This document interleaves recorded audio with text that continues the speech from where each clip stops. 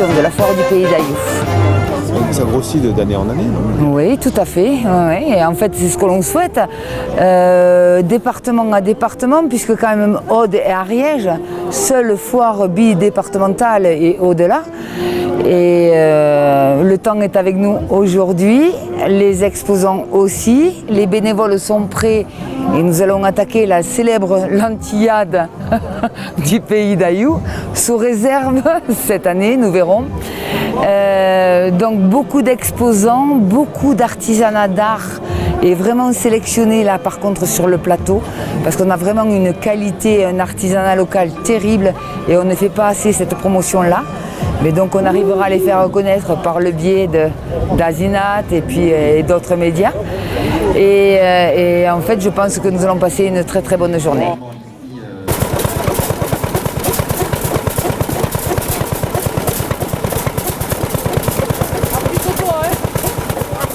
Que nous y participons, ils sont contents d'eux, de nous du moins, et nous on est contents d'eux, voilà.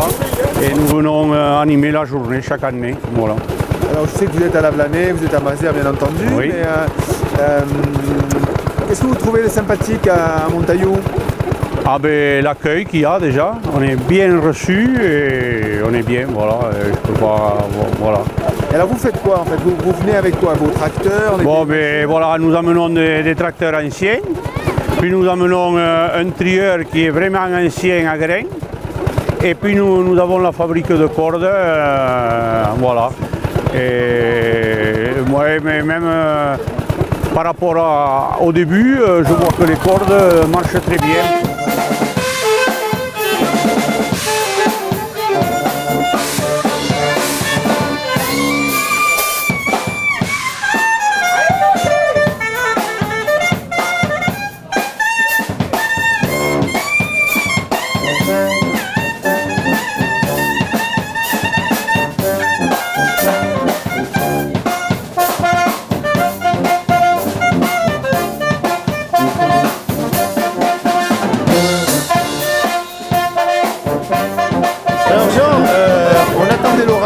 Et il ne vient pas. Par contre, l'ambiance, elle existe au Pays d'Ayouf. Mais l'ambiance a toujours existé au Pays d'Ayouf et je crois que d'année en année, voilà, elle prend un peu plus d'importance.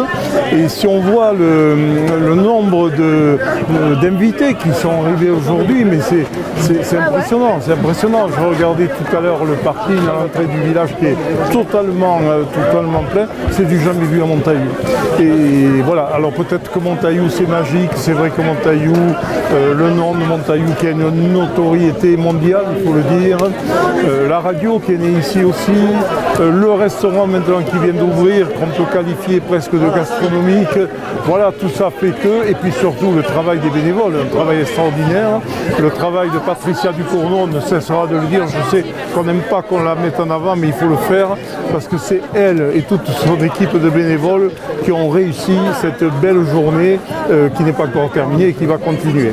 Alors Jean, on sait que tu es assez humble, mais le maire de Montaillou que tu es s'investit aussi beaucoup, bouge beaucoup, utilise sa radio pour faire la promotion de tout ce qui se passe ici.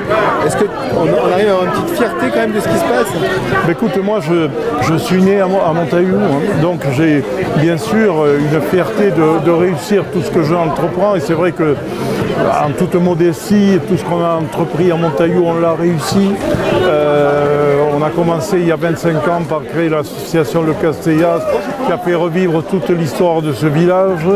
On a continué en faisant beaucoup d'actifs, beaucoup de travaux sur la commune. On a créé un point multimédia, on a créé plein de choses comme cela. Beaucoup d'animations, les grandes fêtes du 15 août qui sont en toute modestie une des plus belles fêtes de très loin. Voilà. L'année dernière, je vous le rappelle, nous avions l'incontournable Jean Lassalle.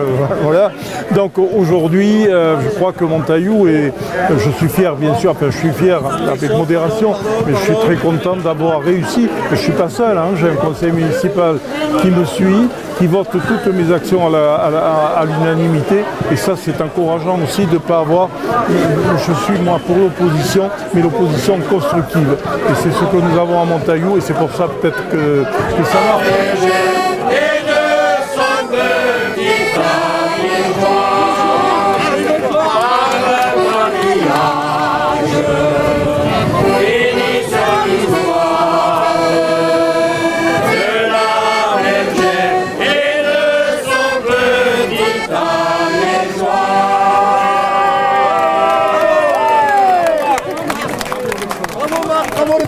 bravo Marc, bravo tout le monde.